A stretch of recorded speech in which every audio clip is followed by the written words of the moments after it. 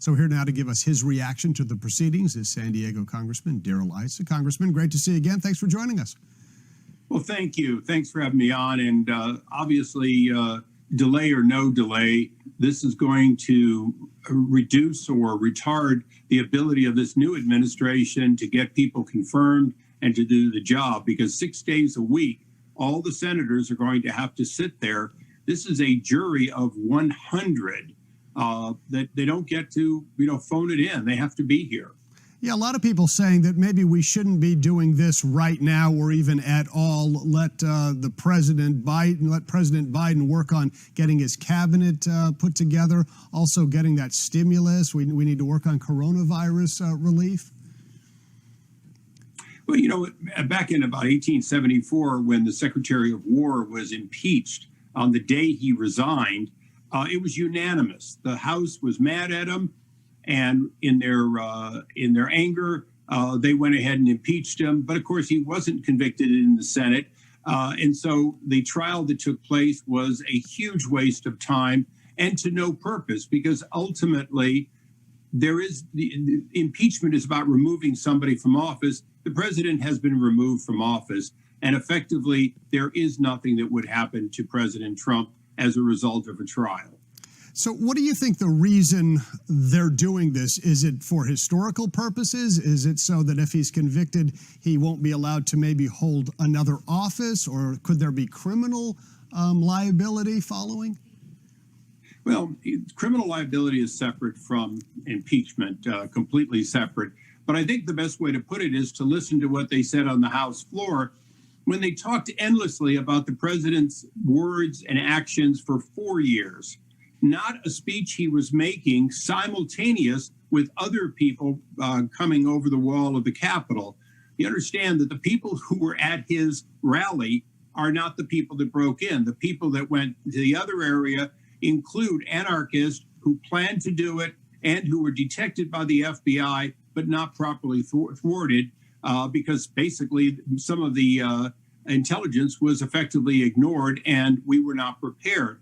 But I think the important thing, again, is they are not trying to impeach him for what he said that day or that week or even during his, and I'll call it tirades after the election. They're not. They're talking about 4 years. They are simply angry and they want to get even with the president. Certainly Nancy Pelosi is upset that when he was acquitted of wrongdoing in the so-called corruption case related to Russia. As a matter of fact, he was more than acquitted. He was effectively completely vindicated. She's wanted to find something since that time. Let's remember one thing, Logan. Impeachment is a political decision. It is not a criminal decision. That's one of the reasons it doesn't have to have an actual crime connected to it. And unfortunately, in this case, no jury, no U.S. attorney would indict the president based on the words of his speech that day, and yet he's being impeached effectively for it.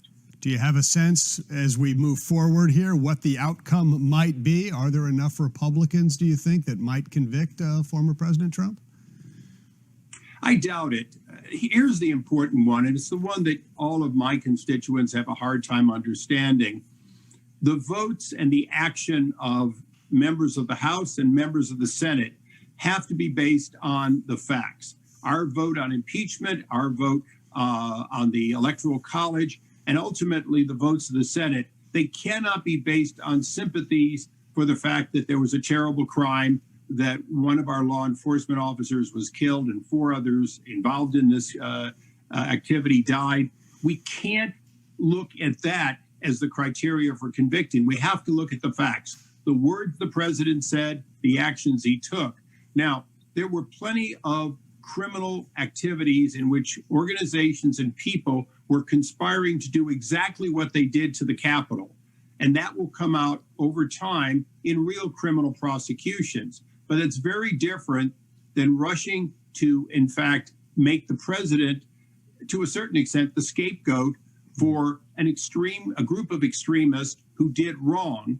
And as a matter of fact, only a couple of days later, you now had left-wingers who once again were burning cities, and somehow people are not seeing that violence protests that turn into violence or destruction have to be denounced and have to be treated as crimes, whether they're from the left or the right. Congressman Issa. Congressman, great to see you. Thanks so much. Always a pleasure.